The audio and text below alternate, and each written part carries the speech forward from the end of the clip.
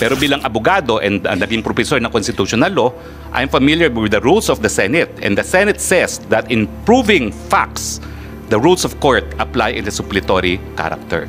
You don't need to tell the committee what the rules of the Senate are. Well, I'm just citing Please just po. answer our question. I don't need to argue with you about Opo, that, attorney. pero But you ang don't need sinasabi to... ko lang po, Excuse me. Sandali po. You don't my need to answer cite. po It's not is, necessary. Actually, pag as wala I po said yan, earlier... Excuse hindi me. po siya po No, pwede. excuse Ma'am, me. excuse me kasi... No. Excuse me.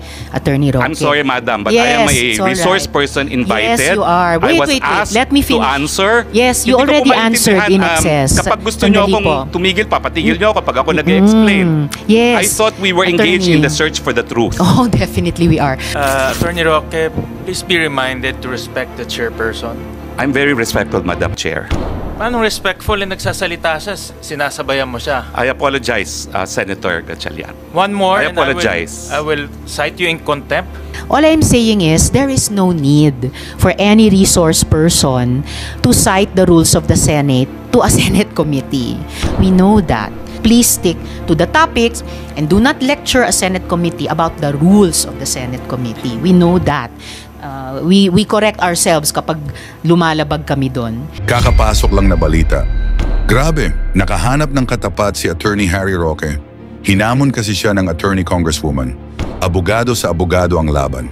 Ayon kay Congresswoman Attorney Jervil Luistro, siya sagot-sagutin ni Attorney Harry Roque, wag daw si Senator Risa Hontiveros. Balita ko kasi tinuturan mo ang Senado sa batas? Dito abogado sa abogado tatanggalan kita ng angas. Biglang tiklop si Attorney Harry Roque. Nakahanap siya ng katapat kay Attorney Congresswoman.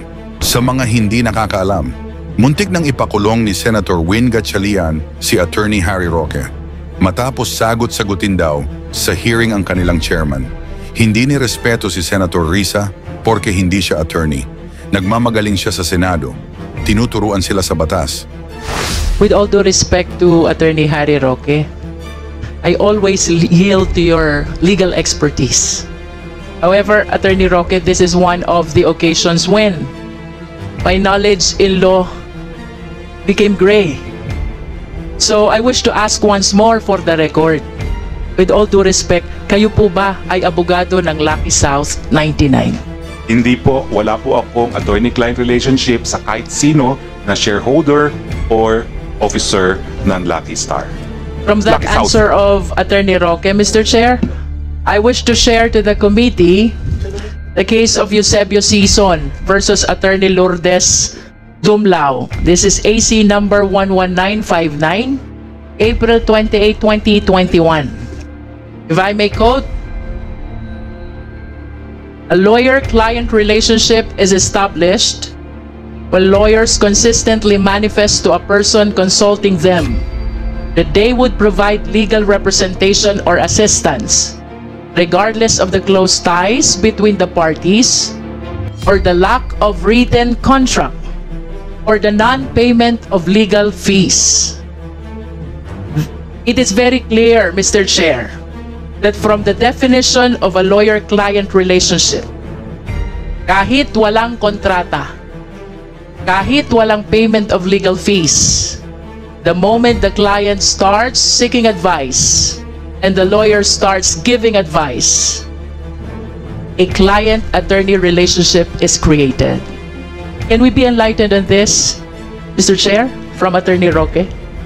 Attorney Roque, you are now recognized. Mr. Chair, tama po yun. Ang problema, wala pong kahit anong konsulta na nangyari sa panig ko at sa kahit kanino sa panig po ng Lucky South. Kaya miski wala pong bayad, wala pong kontrata, wala rin po kaming komunikasyon. Dahil ang komunikasyon ko po, lahat po yan ay kikasiong lamang. I understand, Mr. Chair, that a statement of Attorney Roque, he was never consulted by Lucky South 99, but he has been repeating a while ago that Cassandra Leong is the representative of Lucky South 99. Is it not that the consultations made by Representative Ong with Attorney Roque, the consultations as well that was made by Lucky South 99 with Attorney Roque, Mr. Chair? Mr. Chair, gaya na aking sinabi po kanina, ang aking attorney-client relationship ay kay Cassandra Ong at kay Whirlwind. There's a letter here coming from Mayor Kapil. May sinasabi po siya ditong sinisiraan daw siya ni Ira Lucas Toto Housing. Allegedly, it is being alleged na mayroon siyang pag-aaring 5 milyon. Nakakatanggap siya ng 5 milyong piso buwan-buwan. Mayroon siyang mga luxurious cars and mansions which he is denying through this letter. I became curious, Mr. Chair, and may I ask PAOK, kayo po ba ang tamang agency para mag-initiate ng lifestyle check to check on the veracity of the allegations contained on the letter of Mayor Kapil? Hindi po, ma'am. May DILG po para tumingin po sa kaso. Mr. Chair? Yes, May I know Congresswoman Luistro. if we have information whether the DILG has initiated already a lifestyle check on Mayor Kapil in the face of the allegations contained in his own letter? Well, in the last hearing, we have asked Mayor Kapil if he's willing to undergo a lifestyle check. And he said yes. And we tasked the proper agencies, including DILG and AMLAC, no, to start the process of that lifestyle check. So maybe we can ask, wala tayong DILG. I think, just si ASEC. ASEC, Racho pala. Racho, can you comment good on afternoon, the... Mr. Chair, and good afternoon to the Yes, members of can the you comment on the query of Sir, Congresswoman Luistro? may I refer you to the head of the task force na binuo po ng DILG, si Atty. Laday po. I will wait. So you have created a task force? Yes, sir. To look on this matter, sir.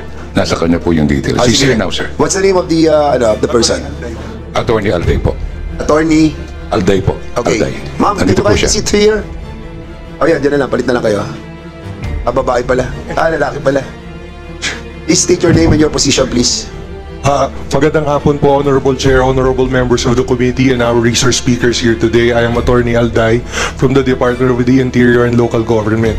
I am the head of the task force for Porac Tarlac, Porac Pampanga, Your Honor. I also represented the investigation for the Bamban Tarlac for Mayor Alice Guo, Your Honor. There's a query by Congresswoman Luistro if you have started and initiated the lifestyle check of Mayor Kapil because and also Mayor kay Alice Guo naman established na po yung 29 accounts niya and the 29 billion transactions, no, bank transactions that we have seen, no. As a matter of fact, galing yun sa Court of Appeals sa na-file na po ng AMLAC. So with regard to that query kay Mayor Kapil, have you started it?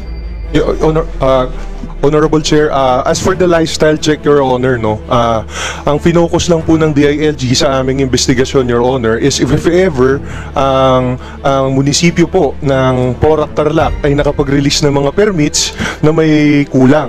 Kung kunyari po, kung sila po ay nag-release ng business permit and may mga pagkukulang po sa dokumento na isubmit ang mga pogo na nasa kanilang lugar, doon po magkakaroon po sila ng mga administrative liabilities. Ang aming investigasyon po nag-focus lang po sa administrative liabilities, hindi po sa lifestyle check, Your Honor. So hindi kayo nag-initiate ng lifestyle check kay Mayor Kapil? Your Honor, wherein in the last hearing, he manifested that is willing to sign any waiver for the opening of his accounts and his properties, where it was not considered by the task force that you created, that he manifested here in this hearing that he was willing to open all of his accounts. As Your Honor, kasi baka mamaya may makita kayo doon leading to something. Hindi ba ginawa yun? Your Honor, we will try to consider it. Ipaparating ko po ito sa mga pinuno po ng aming departamento. Ngunit sa kasalukuyan po, ang pinokus lang po ng aming task force ay yung magiging mga posibleng administrative liability ng ating butihing mayor mula sa Porac Pampanga kung meron po man, Your Honor. Sige, kasi nga siya na nagsalita mismo that is willing to open all his bank accounts and his property. So try to maximize the willingness of the person to go and to undergo so many investigations. So isama niyo po yun, please. Sige po, Your Honor. We Sige, will consider Congresswoman Luistro, now you have Mr. the Chair, floor again. for us to have a foundation of the information on this allegation, may I respectfully move, Mr. Chair, that we invite Pyra Lucas and Toto Kausing to give us initial information, Mr. Chair, about the allegations which were mentioned by no less than Mayor Kapil in his own letter. So there's a motion to invite sino? Pyra Lucas and Toto Kausing. Pyra is a woman? Yes, Pyra Luca. I suppose so, Mr. Chair. Pyra Luca. Lucas. So, and also, Toto Kausing. Mr. Toto Kausing. The names are mentioned in the letter of Mayor Kapil, Mr. Chair. So there's a motion to invite those two personalities. Is there a second motion? There's a second motion. Is there any objection? Hearing none, the said motion is now approved. Go ahead. Last question, Mr. Chair, is for PEZA and PAGCOR.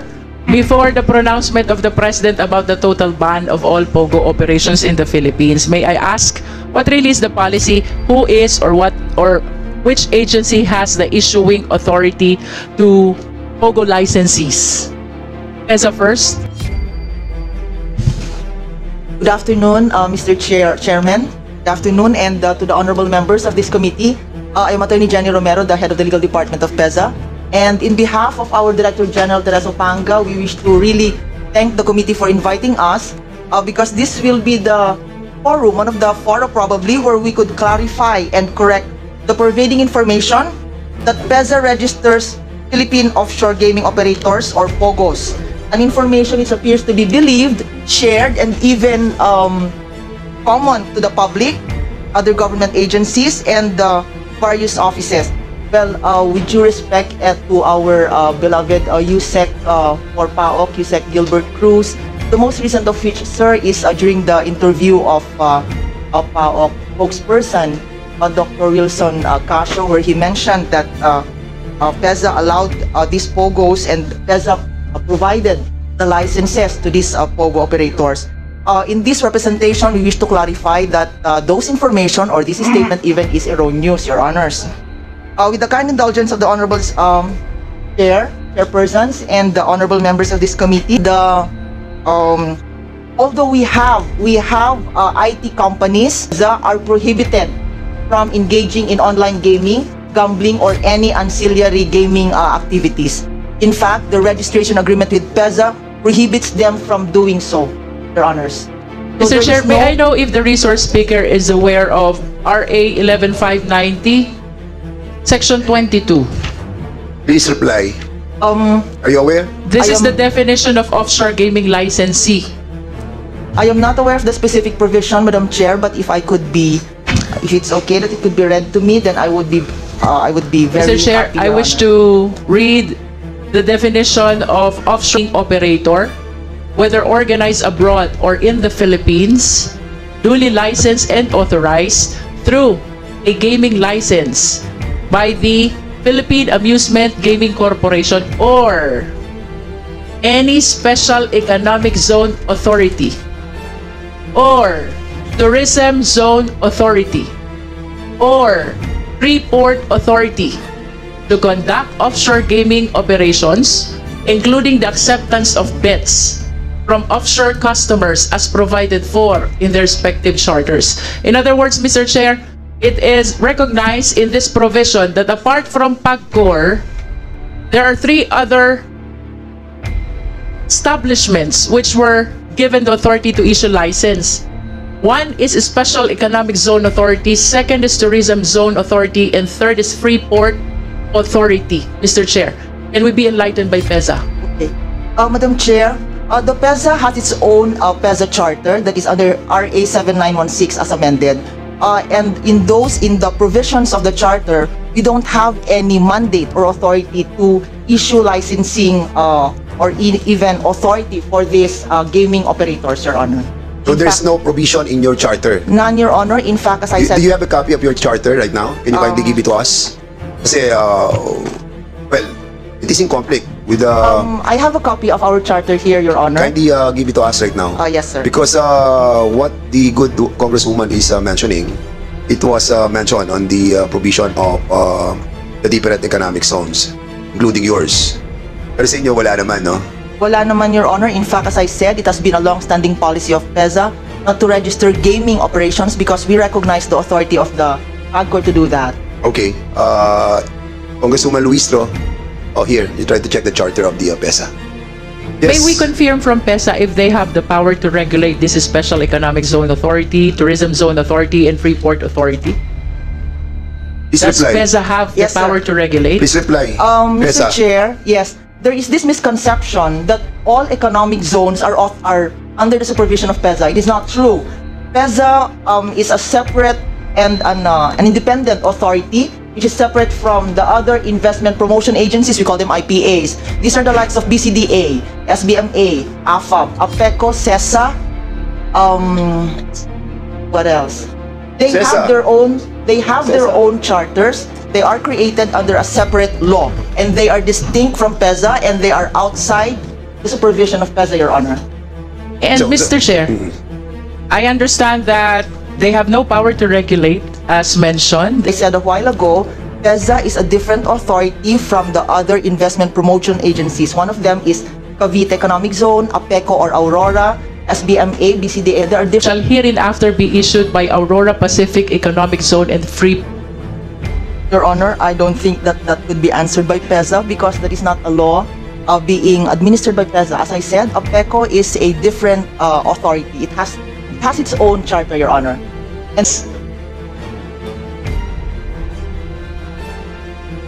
That's it? Okay, so the next interpellator will be Congressman Chairman Akop. Sir, you are recognized.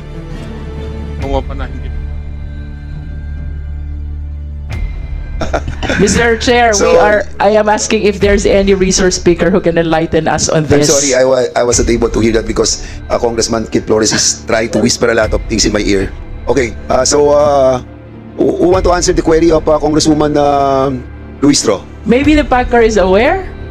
I think PAGCOR could be PAGCOR. And I would like to remind the members that we have invited as well our former PAGCOR, Andrea Domingo, Mr. Dennis Cunanan, PSA, and LRA. Yun na lang mga hindi natin natatanong. Anyway, Mr. so... Chair, since no question has been propounded already to Commissioner Domingo, perhaps let us hear from her. Maybe she can enlighten us on this kung bakit na-single out yung Aurora. Ano ba yan? Issuance ba yan ng PAGCOR? Yes, As you can issuance of offshore gaming license. Issuance of... Offshore gaming license, POGO license. Oh, di sa PAGCOR yan. And that was year what? I suppose that this is during the time of the previous administration, Mr. Chair. Oh, so sakto-sakto si former PAGCOR Chairman Andrea Domingo. Ma'am, you are now recognized. Thank you so much. Chairman, pwede ko pong itanong kung kasama po ba ito nung sinasabi niyong Can you please help the former chairman to put the mic much closer, 11590. please? Mr. Chair, it's RA 11590.